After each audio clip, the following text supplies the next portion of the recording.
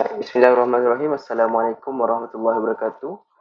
So hari ini kita akan membentangkan berkait dengan kajian kita orang ataupun kita punya pembentangan hari ini adalah bertajuk cabaran materialism dalam pembentukan masyarakat majmuk di Malaysia. So untuk tim kita akan bersama dengan Puan Aswaliza, Izzati dan juga Izzati Alia. So untuk pertama kita akan membentangkan berkait dengan pengenalan materialisme. So dari sudut bahasa, materialisme adalah satu-satunya perkara yang benar, adalah bahan yang berjirim. So manakala untuk dari segi istilah ada sesuatu yang tidak dapat diciptakan dan semuanya dapat dikaji dan difahami oleh manusia. So melalui pengenalan materialisme ni kita terbahagi kepada tiga pengenalan, iaitu pertama adalah daripada Oxford Advanced Learner dan yang kedua adalah Encyclopedia Britannica dan yang ketiga adalah berkait dengan konsep masyarakat berbilang mangsa di Malaysia. So untuk Oxford Advanced Learner, materialism bermaksud membawa maksud teori atau kepercayaan bahawa kesemua aspek dalam kehidupan diukur berdasarkan material. Manakala melalui konsep Encyclopedia Britannica merupakan pandangan semua fakta atau hakikat yang berkaitan dengan pemikiran manusia. Pandangan ini berpendapat bahawa sejarah manusia semuanya bergantung kepada proses fizikal atau benda. Konsep ini bertentangan dengan konsep idealism serta pluralism dan dualism. Selain itu, fahaman ini berkait dengan physicalism, iaitu pandangan bahawa segala yang wujud hanyalah bersifat fizikal. So untuk yang ini, ada juga mengatakan melalui Encyclopedia Britannica, JJC Smart juga mengatakan materialism adalah suatu teori yang menganggap bahawa tiada sesuatu pun yang berlaku di dunia ini melainkan seluruhnya ditentukan oleh fizikal. Okay, seterusnya adalah berkait dengan konsep masyarakat. So dekat sini kita ada masyarakat Malaysia ni tidak kira dari latar belakang mana-mana. So dalam Malaysia kita ada banyak bangsa lah. Terutama kita ada Melayu, Cina, India dan sebagainya. So dekat pasca moden ni, terutama di zaman kini lah, Malaysia ni ataupun rakyat Malaysia ni menjadi semakin obses dengan kebendaan. So melalui di situ penilaian seorang mula diasaskan melalui kebendaan dan harta benda seperti kereta, rumah, pakaian dan pembelanjaan harian. Itu adalah contoh-contoh materialism yang rakyat Malaysia selalu gunalah. Jadi untuk melalui situ juga konsep yang sama ataupun konsep materialism ni menjadi satu ukuran bagi masyarakat sekeliling. So kayu pengukur ni, materialism ni menjadikan kayu pengukur terutama sekali untuk membandingkan antara manusia dengan manusia yang lain lah. Itu antara aspek ataupun konsep materialism yang kita adopt dekat Malaysia ni.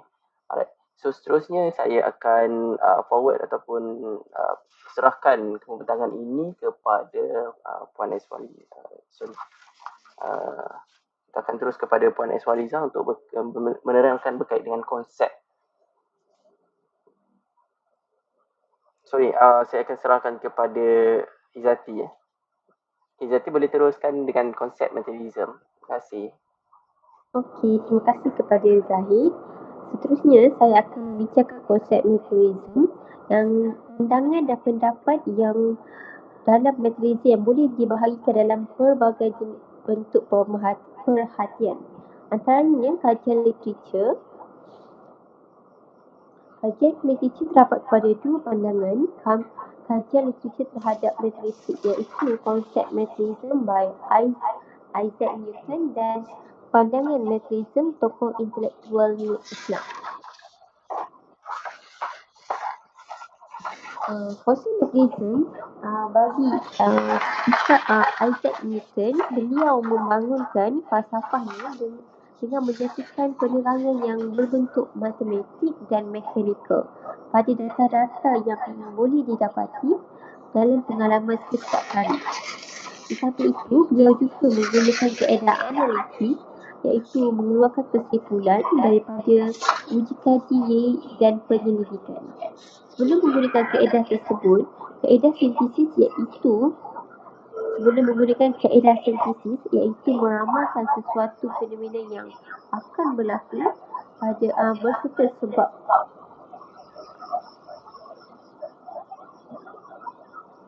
Seterusnya, pandangan materialism tokoh intelektual Islam, iaitu Murda Mutahari, merupakan tokoh intelektual Islam yang cerdas mengkritik kaum materialistik. Menurut beliau, orang-orang yang mencari hakikat kebenaran dalam materialism sejarah tentera dalam kitab suci Al-Quran, dan pada dasarnya ia kurang memahami kebenaran tentang ajaran Islam. Seterusnya menuntut tuntutan materialism ini mempunyai perkaitan dalam Al-Quran, dan hakikatnya adalah penafsiran yang agak keliru.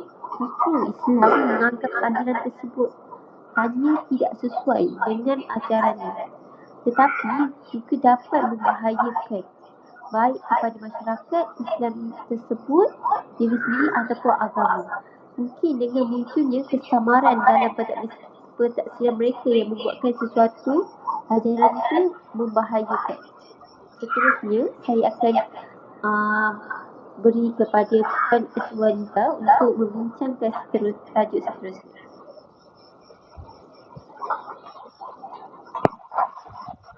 Terima kasih Zati. Assalamualaikum.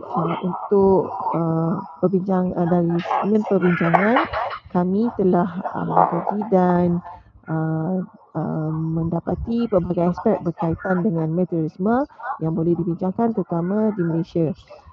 Dalam kajian kami menemui 6 aspek di mana materialisme ini telah berlaku, dan salah satunya adalah dalam bentuk pembentukan masyarakat di Malaysia dari aspek ekonomi.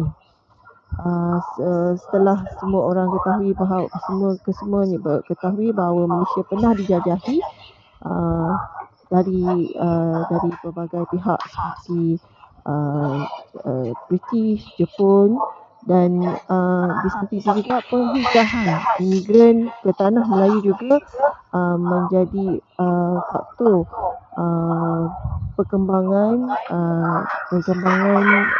masyarakat dan pembentukan masyarakat majmuk di Malaysia, terutamanya imigran daripada China, India dan ramai lagi. Seterusnya, dari segi pemerintahan British di tanah Melayu, di mana pihak British menggunakan konsep pecah dan perintah, di mana kaum Cina diletakkan di kawasan bandar dan Melayu di kawasan pertanian, dan kaum India pula di kawasan estate. Di situ berlakunya permasalahan di mana percanggahan dari segi status kehidupan mereka di sana, di mana perbahagian dan layanan yang diterima tidak sama rata.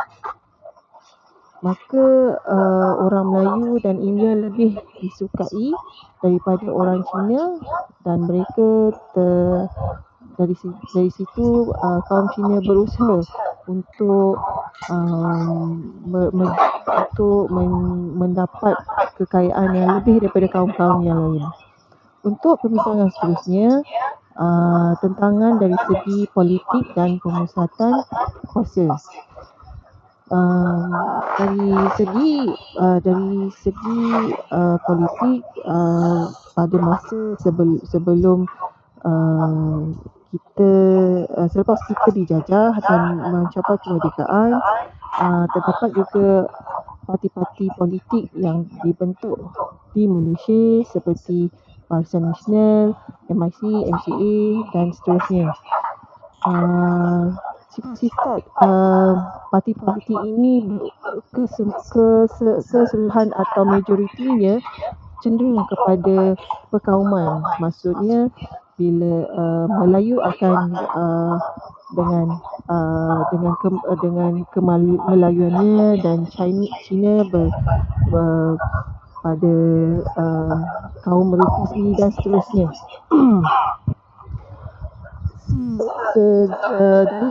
Dari itu ketidaksenangan berlaku di mana mereka bertelagah antara satu sama lain, dan ini juga menjadi titik permulaan di mana mereka dari kaum ke kaum berlumba-lumba untuk mencari kekayaan, dan di situ juga terbitnya sikap militaristik di antara kaum satu kaum dengan kaum yang lain. Seterusnya ialah militarisme dari segi sosial. Untuk dari segi sosial, sistem pendidikan Malaysia juga memainkan peranan dalam pembentukan sikap sebuah kaum. Contohnya dengan sistem pendidikan terbentuk di Malaysia dari yang berbentuk vernacular, yang diperkenalkan di sekolah-sekolah, juga sikit sebanyak memberi cabaran kepada mereka. Contohnya terbitnya sekolah Melayu, sekolah jenis Cina, sekolah jenis Tamil. So mereka membuat tuntutan seperti mempunyai sekolah sendiri, mempunyai peruntukan sendiri untuk setiap kaum. Di samping itu juga tertubuhnya institusi pendidikan swasta yang mana mereka bekerja dan mula merasakan pendidikan dari segi vernacular tidak berbaloi. Maka dengan tertubuhnya institusi swasta ini, bahasa Melayu, penggunaan bahasa Melayu juga merosot, dan bahasa Inggeris mula dijadikan sebagai media atau bahasa perantar di dalam institusi pendidikan di Malaysia. Disebabkan itu juga mulalah perasaan untuk merasakan bahasa Inggeris ini adalah satu bahasa yang boleh diagung-agungkan seperti di dalam pendidikan Malaysia, di mana bahasa Inggeris ini lebih banyak digunakan daripada bahasa Melayu, sedangkan bahasa Melayu ini adalah bahasa kebangsaan. Walau bagaimanapun mereka masih lagi mengekalkan bahasa Inggeris untuk berkomunikasi dengan orang luar seperti masyarakat barat, supaya komunikasi di antara mereka lebih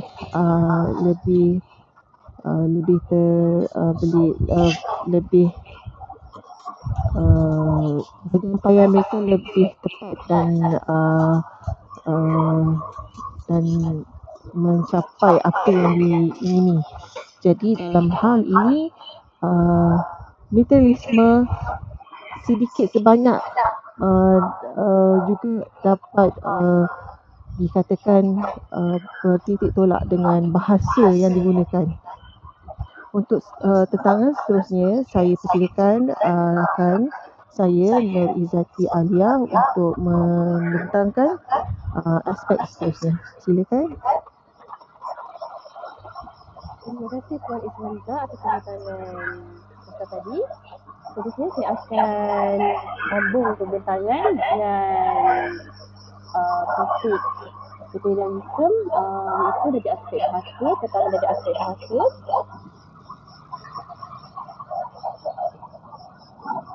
Pada era penjajahan British, sistem persekolahan berbentuk vernacular telah diperkenalkan. Sekolah-sekolah yang telah ditubuhkan ini menggunakan medium bahasa perantar yang berbeza-beza. Namun setelah Malaysia mencapai kemerdekaan, satu perlembagaan telah ditinda di mana bahasa Melayu telah menjadi bahasa pengantar bermula daripada peringkat sekolah rendah sehingga ke universiti. Namun satu perlembagaan ini telah menjadi isu perbalahan dalam setiap kaum di mana mereka merasakan bahawa setiap bahasa dalam bangsa itu mempunyai hak keistimewaan yang sama rata. Maksudnya di sini mereka menolak bahasa Melayu sebagai bahasa kebangsaan di Malaysia, dan ini dilihat sebagai satu tentangan yang seterusnya. Malaysia juga membenarkan wujudnya satu institusi luar di mana bahasa Inggeris dibenarkan untuk menjadi bahasa pengantar, dan ini menggugat penggunaan bahasa Melayu yang juga menjadi bahasa rasmi Malaysia dalam perlembagaan tersebut.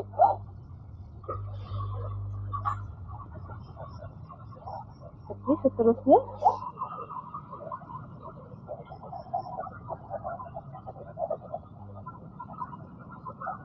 Tentangan dari aspek agama dan budaya, seperti yang kita maklum, Malaysia mempunyai pelbagai masyarakat berbilang bangsa, tidak kira di Semenanjung Malaysia ataupun di Sabah dan Sarawak.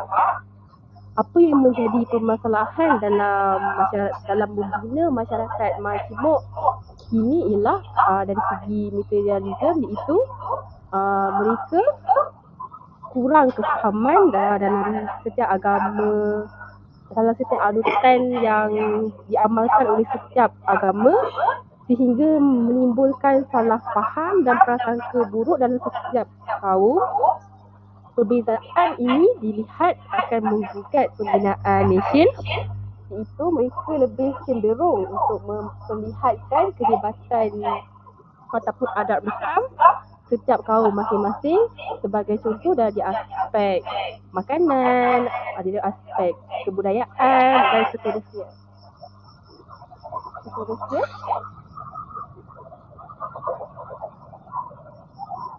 Cabaran dari aspek teknologi dan pembangunan.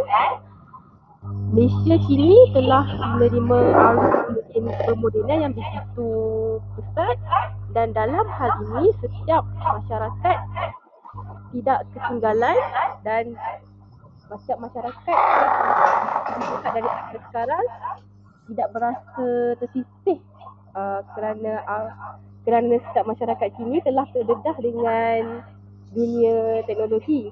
Namun dalam aspek teknologi ini juga ada keburukan yang dapat kita lihat dari aspek materialisme. Dia dapat mewujudkan sikap isu perkauman sebagai contoh.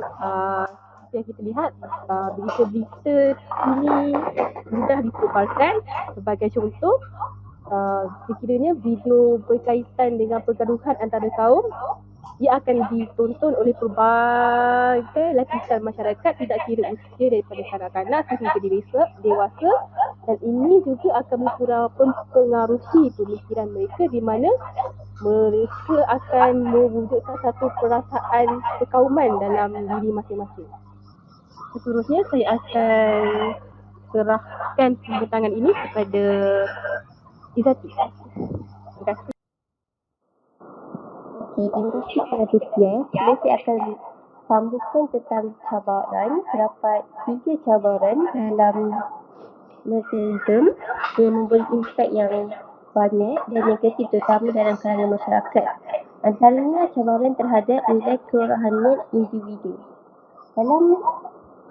Dalam cabaran terhadap nilai kerohanian individu yang bertentangan dengan agama Islam, dan tidak dinafikan sangat bertentangan dengan agama Islam. Hal ini kerana ideologi materialisme yang berunsurkan nyata dan realistik. Dan materialisme ni dalam sistem falsafah yang memegang konsep meter, iaitu jirim, di mana dijadikan satu ukuran ataupun kenyataan di dunia. Secara dengan itu, dia sama dengan ideologi materialism secara umum. Contohnya, kepercayaan kita, agama Islam merupakan konsep pada melibatkan perkara-perkara yang immaterial. So kita agama Islam kita lebih kepada percaya dengan Tuhan ciptakan, iaitu menerimanya dengan hati yang terbuka dalam sistem ini, kepercayaan. Seterusnya, dalam nilai kerohanian individu, kita boleh lihat di mana sikap individu dalam mempercayai agama mereka. Seterusnya, cabaran terhadap hidup bermasyarakat. Dalam hidup bermasyarakat, cara menitik beratkan tentang silaturahim dalam semua kaum yang untuk memilihkan sebuah negara yang harmonis. Contoh agama Islam, agama Buddha, kita juga ada bahasa Melayu, bahasa Cina, bahasa Indian dalam sesuatu negara.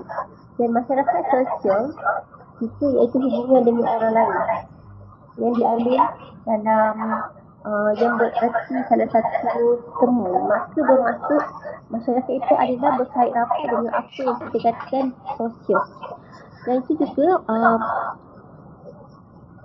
keharmonian dan ketenteraman, iaitu kita saling menghormati antara satu sama lain untuk menjaga dan membangun satu negara yang harmoni dan tenteram. Dan perbezaan di antara taraf hidup rakyat. Taraf hidup rakyat ni ialah taraf hidup yang merupakan ditanggung oleh masyarakat dari segi individu ataupun sebuah keluarga, tentunya daripada keperluan asas iaitu makanan, minuman, pakaian, tempat tinggal, yang dihadapi ini cabaran oleh individu dalam keadaan yang tiada amalan menabung. Kerana amalan menabung ini ialah boleh kita menitik beratkan untuk kita meneruskan pembelajaran keperluan kita dengan baik.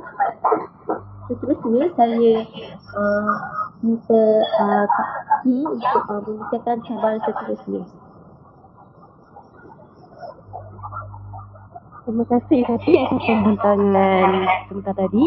Seterusnya saya akan sambung pembentangan dengan cabaran materialisme yang ketiga, iaitu terhadap membina generasi yang akan datang.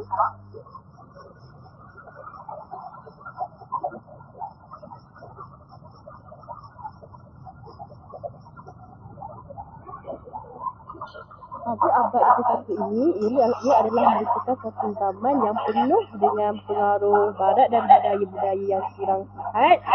Dalam konsep ini, setiap lapisan masyarakat ataupun generasi tidak ketinggalan dengan maklumat yang mudah ditepati di hujung jari. Aplikasi media sosial seperti Facebook, Instagram dan sebagainya tidak lagi asing menjadi medium bagi mereka memperlihatkan kehidupan mereka. Dalam hal ini, sikap materialistik seperti mempamerkan pakaian yang mereka ada ataupun rumah yang mereka miliki dan sebagainya, ia merupakan satu budaya yang kurang sihat dan akan memberi impak yang negatif kepada masyarakat dan juga negara. Situasi ini sedikit sebanyak akan menimbulkan sikap budaya saya yang tidak sihat seperti mewujudkan sikap sombong, riak, takabur dan sifat-sifat negatif yang lain. Seterusnya,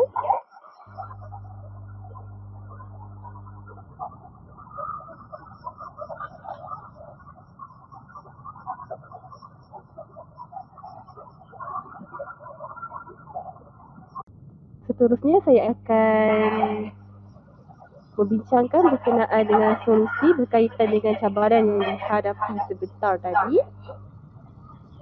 Solusi merupakan satu penyelesaian pada cabaran-cabaran yang telah dibincangkan oleh kumpulan kami sebentar tadi.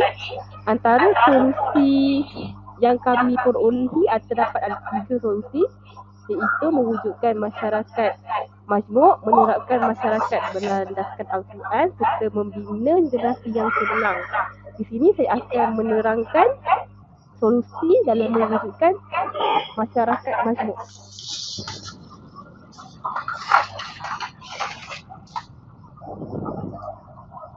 Seperti yang dibincangkan sebentar tadi, masyarakat majmuk dia adalah masyarakat berbilang bangsa dan Malaysia merupakan sebuah negara yang mempunyai pelbagai jenis adat lekam. Di sini kita mestilah saling menghormati antara setiap kaum, dan Islam mengajar kita untuk tidak memilih bangsa dan agama dalam kehidupan seharian, dan ajaran Islam ini merupakan ajaran yang mudah dan luas dan setiap agama boleh mempelajari ajaran Islam ini. Selain daripada itu, setiap masyarakat majmuk haruslah saling bekerjasama dalam membentuk perpaduan yang erat dan tidak mengharapkan kejayaan semata-mata dalam mewujudkan keamanan, perpaduan etnik dan juga dalam segi kestabilan politik dalam sebuah negara. Dan kita sebagai rakyat Malaysia haruslah mengamalkan ataupun bersemangat dalam membentuk satu masyarakat yang sihat, iaitu bersatu kita teguh, bercerai kita roboh. Okay, seterusnya saya akan serahkan pembentangan ini kepada Encik Zahid. Terima kasih. Terima kasih Zati Alia. So seterusnya saya akan menceritakan ataupun membentangkan dua lagi topik berkait dengan solusi. Solusi yang kedua adalah saya akan terangkan berkait dengan penerapan masyarakat berlandaskan Al-Quran melibatkan cabaran materialistik tadi, dan yang seterusnya adalah berkait dengan membina generasi yang cemerlang. Okay. So melalui cabaran-cabaran yang kita hadapi berkait dengan materialistik tadi, kita boleh terapkan kepada rakyat ataupun masyarakat lah berkait untuk mengelakkan sikap materialistik tadi adalah dengan menerapkan masyarakat yang berlandaskan dalam Al-Quran. So melalui topik ini, manusia adalah satu insan yang seharusnya mengikut kepada ajaran Tuhan lah. So melalui tajuk penerapan Al-Quran ini, hati dengan jiwa yang tidak tenang lebih mudah diresap oleh unsur-unsur negatif seperti tingkah laku yang sebagai contoh melakukan perkara yang tidak diterima masyarakat atau penyakit rohani yang boleh melibatkan tingkah laku berisiko. So itu adalah cabaran tadilah yang sebentar tadi yang kita manusia ataupun masyarakat tadi hadapi. Tapi melalui berlandaskan Al-Quran, melalui konsep Al-Quran, kita kena terima melalui ini kita boleh terimalah macam mana Al-Quran itu boleh menangani atau ideologi-ideologi yang seperti tersebut. So dalam Al-Quran ada mengatakan bahawasanya sesungguhnya Al-Quran ini memberikan petunjuk ke jalan yang betul agama Islam dan memberikan berita yang menggembirakan kepada orang-orang yang beriman dan mengajarkan amal-amal yang soleh bahawa mereka beroleh pahala yang besar. So melalui konsep ataupun ayat Al-Quran ini kita dapat fahami bahawasanya materialistik itu adalah bukanlah satu perkara yang penting. So obses terhadap materialistik ini sangatlah tidak patut kita terapkan dalam masyarakat. Baik. So dalam Al-Quran juga boleh dijadikan sebagai manual kehidupan ataupun petunjuk. So melalui Al-Quran ni kita boleh faham, kita boleh dijadikan sebagai manual ataupun orang kata ni cara untuk kita hidup dalam dunia ini. So tak perlulah kita obses kepada sesuatu benda ataupun kita terlampau mengejar perkara-perkara terutama yang melibatkan materialistik tadilah. So itu adalah macam mana kita nak bagi solusi terhadap materialistik mengikut kepada landasan Al-Quran. Baik, seterusnya saya akan menerangkan berkait dengan membina generasi yang cemerlang. Okay. So kita ada cabaran yang berkait dengan generasi tadi. So kita melalui di sini kita dapat beri kesimpulan bahawasanya generasi akan datang ni sangat-sangat berisiko dengan konsep materialistik, terutamanya pada zaman sekarang.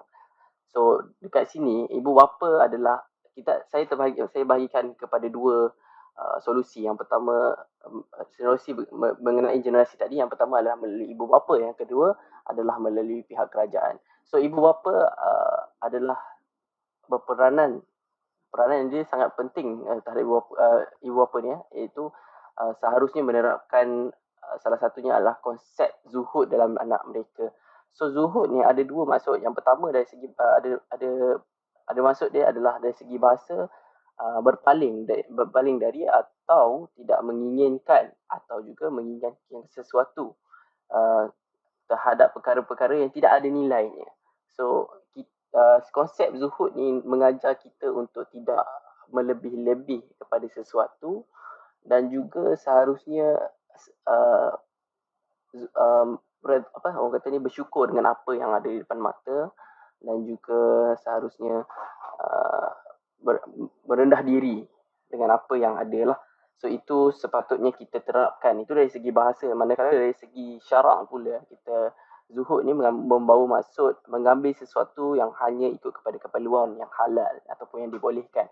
Itu yang sepatutnya kita terap kepada anak-anak lah. Itu solusi yang pertama kita bincangkan pada hari ini.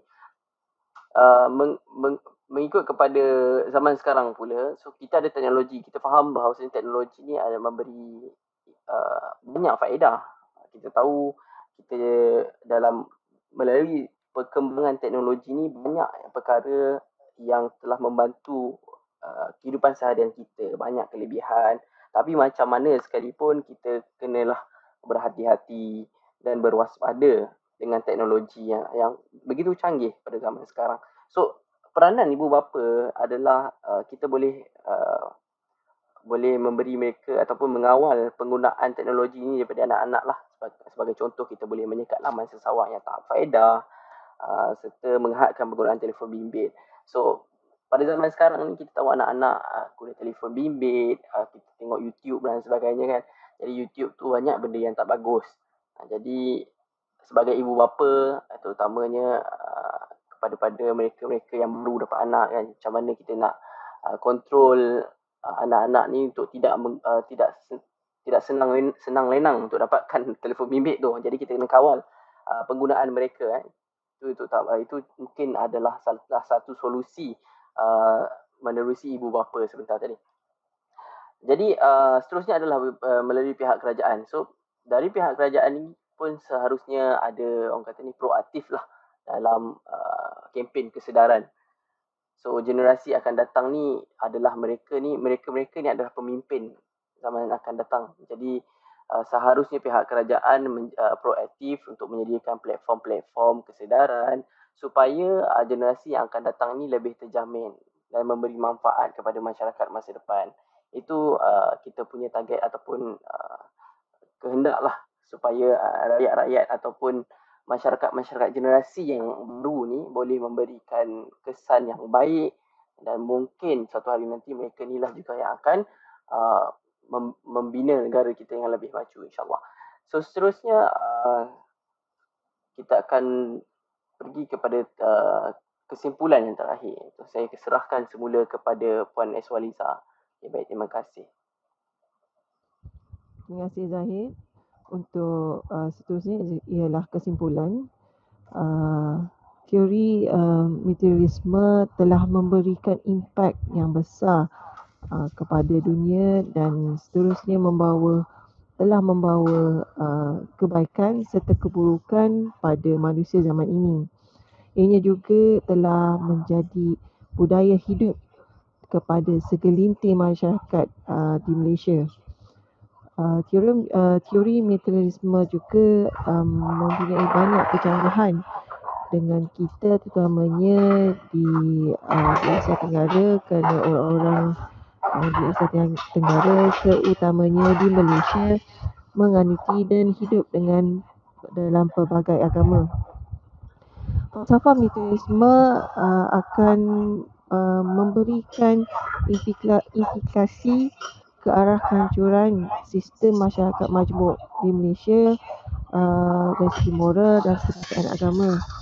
Ia membawa manusia semakin jauh dari agama dan Tuhan, menolak metafizik, hanya bergantung kepada kuasa benda semata-mata dalam semua perkara. Oleh itu, umat Islam seharusnya memahami perkembangan sains, falsafah dan tamadun Arab serta hidup serba bersederhana, dan tidak menelan bulat-bulat apa yang datang dari barat. Oleh itu, kerana ini memajukan umat Islam dan ianya adalah sesuatu racun yang amat berbisa. Isu militerisme ini hendaklah dipandang dengan lebih serius untuk diatasi dari masa ke semasa. Aforisme klasikal Melayu pernah menyebut, kalau tidak dipecahkan ruyung, manakan dapat sagunya. Oleh itu, marilah kita semua tepuk dada, tanya selera, tepuk hati, tanya iman. Sekian, terima kasih.